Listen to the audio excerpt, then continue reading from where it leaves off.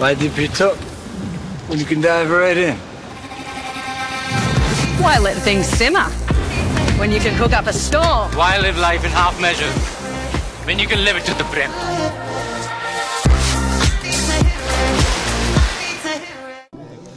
आज आदरणीय पवार साहेबांबरोबर व तसंच अनेक नेते कार्यकर्ते पदाधिकारी व कैलासवासी चव्हाण साहेबांवर प्रेम करणारे आस्था असणारे त्यांचा विचार पुढे घेऊन जाणारे अनेक मान्यवर इथं आले होते। त्यांच्याबरोबर मी सुद्धा इथं येऊन चव्हाण साहेबांच्या कार्यासमोर त्यांच्या विचारासमोर नतमस्तक झालो, प्रेरणा घेतली आणि पुढचे 5 वर्ष या भूमीसाठी, या महाराष्ट्रातल्या लोकांसाठी आणि महाराष्ट्र धर्म टिकवण्यासाठी आम्ही सर्वजण लढायला कटिबद्ध आहोत, लढत राहणार आहोत असं या ठिकाणी भूमिका घेतलेली आहे। तर 26 तारखेला राष्ट्रवादीच्या चिन्हांच्या संदर्भातली सुनावणी होणार, काय अपेक्षा आहेत का? नाही, आता अपेक्षा काय राहिलेल्या नाहीत, सुप्रीम कोर्टाकडनं राहिलेल्या नाहीत, हायकोर्टाकडनं तिथं राहिलेल्या नाहीत। शेवटी आता लोकांवर विश्वास होता, पण जे काही या महाराष्ट्रामध्ये कालच्या परवाच्या दिवशी झालं, एक तर लोकांना सुद्धा स्वीकारणं थोडंसं अवघड जातंय, कार्यकर्त्यांना अवघड जातंय, आमच्यासारख्या जमिनीवर असणाऱ्या लोकांना जाते। नेते कदाचित स्वीकारू शकतात, पण जो निकाल लागला तो आम्ही स्वीकारू शकत नाही। ठीक आहे, लोकशाही शेवटी कुठे ना कुठेतरी स्वीकारावा लागतो, पण या महाराष्ट्रामध्ये एवढं मोठं मॅन्डेट, ते सुद्धा 222 पुढं महायुतीला मिळून सुद्धा कुठेही जल्लोष होताना आपण बघू शकत नाही। लोक खुश आहेत, लोक फार आनंद व्यक्त करतायत, हे कुठेही तिथं दिसत नाही। आता आपण ज्या जिल्ह्यामध्ये आहोत त्या जिल्ह्यामध्ये 3 उमेदवार जे महाविकास आघाडीकडनं उभे होते, त्याच्यामध्ये बाळासाहेब पाटील साहेब असतील, तसंच इथं चव्हाण साहेब असतील आणि तिथं पाटणकर साहेब असतील, यांची जर आपण टोटल मतं किती मिळाली हे जर बघितले तर असं आम्हाला कळालं आहे की ते समान मतं तिथं मिळालेले आहेत। त्याच्याबरोबर पोस्टल मतं जर आपण बघितलं तर पोस्टल मताचा जो काय कौल होता तो फार वेगळा होता, आणि जेव्हा आपण EVM मशीनवरचा कौल बघितला तो फारच वेगळा ठरला। 2-3 फेऱ्यापर्यंत महाविकास आघाडीचे उमेदवार पुढे होते, पण जिथं महाविकास आघाडीच्या उमेदवारांचा बालेकिल्ला सुरू झाला तिथं मतदान आता आपल्याला खूप जास्त मिळेल असं वाटायला लागलं, तिथं आपण मायनस व्हायला लागलो। याच्यावरनं कुठेतरी काय ना काहीतरी मुरते, पाणी मुरते, हे कुठेतरी आता जाणवायला लागलेलं आहे। आता संशय घेतला जातोय मतपत्रिकेवर सगळ्या निवडणुका घ्याव्यात अशी देखील काही आता मागण्या समोर येऊ लागल्यात, पटतं का तुम्हाला? नाही, माझं एवढंच मत आहे की आम्हाला प्रश्न आहेत, त्या प्रश्नाचं योग्य असं उत्तर इलेक्शन कमिशनने द्यावं। आता त्या बाबतीत वेगवेगळे उमेदवार पक्ष काही ना काहीतरी तयारी करत आहेत। विषय एवढाच आहे की हा विषय जेव्हा कोर्टात जाईल, कोर्टाला सुद्धा वेळेवर निकाल देणं महत्त्वाचं आहे, नाहीतर राष्ट्रवादी कोणाची हा निकाल बघता बघता 3 वर्ष कधी निघून गेले हे कळलं नाही। त्यामुळे एखादा निर्णय देत असताना कोर्ट जर डिले करत असेल तर तोही अन्याय असतो। त्यामुळे बघू आपल्याकडे काय पर्याय, पण एक पर्याय मात्र आमच्याकडे आहे की लोकांत जाऊन आता लढायचं, ते तर आम्ही सुरुवात केलेली आहे, पण जे घडलं ते लोकांनाही पटत नाही, कार्यकर्त्यांनाही पटत नाही। बारामतीच्या निकालाकडे सगळ्यांचं लक्ष लागलं होतं, आपण म्हणणार असतो योगेंद्र पवार यांचा पराभव झाला, बारामतीतल्या निकालाकडे बारामती सोडावं, महाराष्ट्राच्या निकालाकडे अख्ख्या देशाचं लक्ष तिथं लागलं होतं, पण ज्या पद्धतीने निकाल लागलेला आहे तर अनपेक्षित आहे।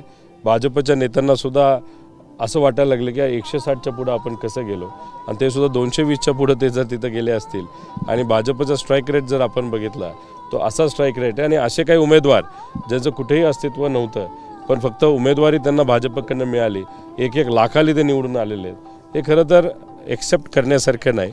ते कुठंतरी असं म्हणतायत की लाडकी बहीण योजनेमुळे त्यांना फायदा झाला, काही प्रमाणात तो फायदा झाला, पण एवढ्या मोठ्या प्रमाणात तो फायदा झाला नसावा, दुसरं काहीतरी असावं। आता त्याचा अभ्यास कुठे ना कुठेतरी केला जावा।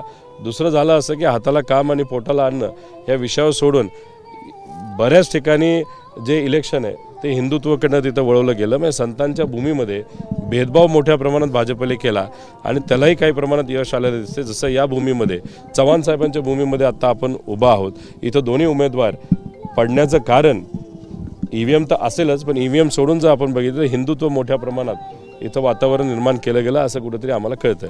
आता शरद पवार नेते किंवा आमदार आता अजित पवार गटात येतील असा दावा अनिल पाटील यांनी केलेला आहे,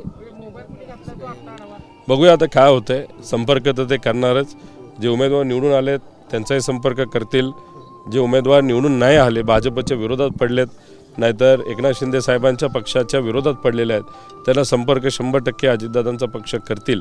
शेवटी निर्णय तिथं असणारे उमेदवार नाहीतर निवडून आलेला आमदार काय निर्णय घेतो हे आपल्याला बघावं लागेल. तर 26 तारखेपर्यंत सरकार स्थापन करणं बंधनकारक आहे, पण मात्र एवढं मोठ्या प्रमाणात मॅन्डेट मिळून देखील अजूनही काही हालचाली दिसत नाहीत. नाही, संविधान आणि लोकशाही पाळणारे हे काही पक्ष नाहीत. मनमानी करतील, 26च्या पुढे जातील, त्यांना काही फरक पडत नाही. इलेक्शन कमिशन त्यांच्या खिशामध्ये आहे, अशा ते कधी काय करू शकतील. आणि दुर्दैव असं कोर्ट ज्या पद्धतीने वागत आहे, म्हणजे गरिबाची अपेक्षा असते की कोर्ट योग्य असा निर्णय वेळेवर देईल, पण तसं न झाल्यामुळे आणि काही निर्णय काही प्रमाणात थोड्याशा वेगळ्या पद्धतीने आल्यामुळे आता कोर्टाकडे जाऊन सुद्धा किती फायदा हे सांगता येणार नाही. मनमानी ते करणार, लोकशाहीला आणि संविधानाला पायाखाली तुडवणार आणि 26ची तारीख आहे ती पुढे घेऊन जातील असं वाटतं. मुख्यमंत्री पदावरून काहीतरी चर्चा सुरू आहे असं कळते, त्यामुळे हा 2 वर्ष आणि 1 वर्ष असा म्हणजे मुख्यमंत्री पदाच्या फॉर्म्युलावरून कुठेतरी घोडा अडले अशी माहिती मिळते. मला असं वाटतं की वर्षासाठी एकनाथ शिंदे साहेबांना मुख्यमंत्री पदावर ठेवतील आणि नंतर पुढचे 4 वर्ष भाजपला ते पद दिलं जाईल असं कुठंतरी मला तरी वाटतं. कारण का बरंच काही इक्वेशन ते बघतील आणि त्या इक्वेशनमध्ये शिंदे साहेबांना कंटिन्यू करतील पहिला 1 वर्ष असं मला वाटतं. राज्याचे माजी निवडणूक आयुक्त आहेत गुजरातमधून आली होती आणि दुसरा गोष्ट राष्ट्रवादीचे कार्यकर्ते काँग्रेसचे कार्यकर्ते असं म्हणतात की मध्य प्रदेशचा पॅटर्न मध्य प्रदेशमध्ये जी निवडणूक झाली त्यातला जो विन झाला तोच पॅटर्न इथं वापरला गेला. कुणाल पाटील जे काँग्रेसचे उमेदवार आहेत असं कळतं की त्यांच्या राहत्या गावामध्ये त्यांना 1 सुद्धा मत मिळालेलं नाही. हे आश्चर्याची गोष्ट आहे. म्हणजे याच्यामध्ये ह्या सगळ्या गोष्टी बघितल्यानंतर खरंच शंका घेण्यासारखं आहे. म्हणजे महाराष्ट्रातले प्रोजेक्ट गुजरातला चाललेत, पण गुजरातच्या EVM मशीन मात्र महाराष्ट्रामध्ये येत आहेत आणि त्याच्यामध्ये काही ना काही ते घोळ तिथं झालेला आहे. त्यामुळे आक्षेप घेण्यासारखी एखादी गोष्ट जेव्हा होते तेव्हा चर्चा ही होतच असते. एवढं मोठं मॅन्डेट येऊन आत्तापर्यंत प्रत्येक तालुक्यामध्ये गुलाल इतका लोकांनी खेळायला पाहिजे होता की कुठं असा गुलाबी कलर सोडून दुसरा रंगच दिसला नाही पाहिजे. ठराविक भाजपचे आणि महायुतीचे कार्यकर्ते सोडले तर सामान्य लोक कुठेही गुलाल खेळताना नाहीतर जल्लोष करताना आपल्याला दिसत नाही. महाविकास आघाडीची नेमकी आता भविष्यातली रणनीती म्हणजे झालेला हा पराभव झालेला आता पुढचा रणनीती नेमकी काय असणार? नाही, महाविकास आघाडीचं काय करायचं कसं करायचं आमचे नेते ठरवतील. कार्यकर्ता म्हणून आम्ही लढायचं ठरवलेलं आहे, पण लढत असताना काही प्रमाणात काही बदल हे आपल्या रणनीतीमध्ये प्रचाराच्या सभा कशा असावे, मुद्दे कसे असावेत, कशा पद्धतीने लोकांपर्यंत पोहोचायचं याच्यामध्ये काही टेक्निकल विचार बदलून चालणार नाही, पण पद्धती नक्कीच बदलावे लागतील. 2.5 वर्ष मुख्यमंत्री होईल असं वाटतं तुम्हाला की 2 आणि 1 वर्ष असं? नाही, 1 वर्ष एकनाथ शिंदे साहेबांना देतील आणि नंतर 4चे 4 वर्ष हे भाजप ठेवेल. कारण कुठेतरी भाजपची चालच नाही तर रणनीतीच अशी आहे की 29ला एक हाती सत्ता भाजपची आणायची. यंदा जर आपण बघितलं तर काही प्रमाणात त्या रणनीतीला यश आलेलं आहे. बऱ्याच ठिकाणी मनसेली हे भाजपचे उमेदवार नाही पाडले, हे शिंदे साहेबांचे पाडलेले आहेत. 7 उमेदवार शिंदे साहेबांचे पाडले, 3 उद्धव ठाकरे साहेबांचे पाडलेले आहेत. त्यामुळे डोकं भाजपचं होतं, देवेंद्र फडणवीस साहेबांचं होतं. थोडेसे ते कमी पडले 144ला, पण उद्या जाऊन 29ला पूर्णपणे एक हाती सत्ता त्यांना आणायची असेल तर आत्तापासूनच वातावरण निर्माण करावं लागेल. त्यामुळे 1 वर्ष एकनाथ शिंदे साहेब आणि पुढचे 4 वर्ष भाजप आणि ते पण देवेंद्र फडणवीस साहेब. दादांच्या आमदारांचा आग्रह आहे की दादांना किमान 1 वर्ष तरी मुख्यमंत्रीपद मिळालं तसं होईल असं वाटतं का? समीकरण बघितलं तर ते होईल असं वाटत नाही. त्यांना गेल्या वेळेस जेवढी मंत्रिपदं मिळाली होती तेवढी आत्ता मिळाली तरी खूप झालं असं मला वाटतं. मताधिक्याबद्दल मला बोलायचं की तुमचं जे मताधिक्य होतं 1000 मतांनी निवडून आलं, नाना पटोले 200 मतांनी निवडून आले, महाविकास आघाडीचे जे निवडून आलेले आहेत ते 1000, 2000, 5000 या मताधिक्या निवडून आले आणि जे अनपेक्षित निकाल लागले महायुतीच्या उमेदवारांचे 30,000, 40,000, 50,000 अगदी 7ची सीटचं साधारण 1.5 लाखाच्या मताधिक्य निवडून आले. त्या बाबतीत काय म्हणणार? मी एवढंच म्हणेल की गेले 5 वर्ष माझ्या मतदारसंघामध्ये आरोग्यापासून शिक्षणापर्यंत त्याच्याबरोबर महिला सबलीकरणपासून अनेक विषयांवर तिथं मी काम केलेलं आहे.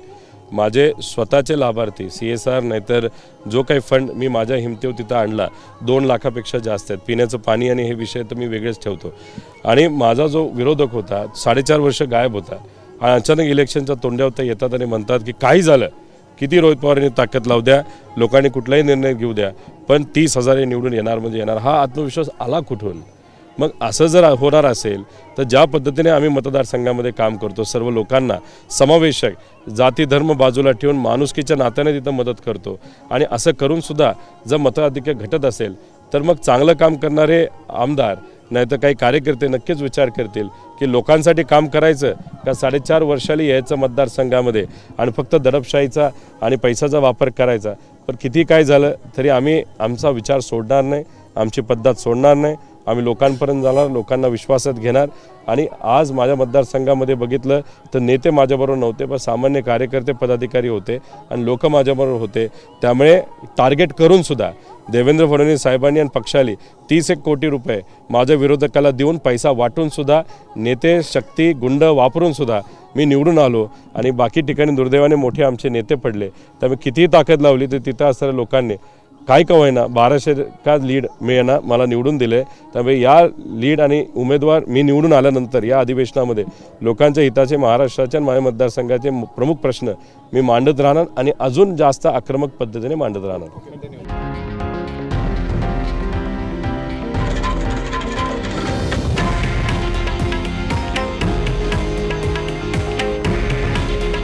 हे आहे देशातील नंबर 1 न्यूज नेटवर्क आणि आपण पाहत आहात TV9 मराठी.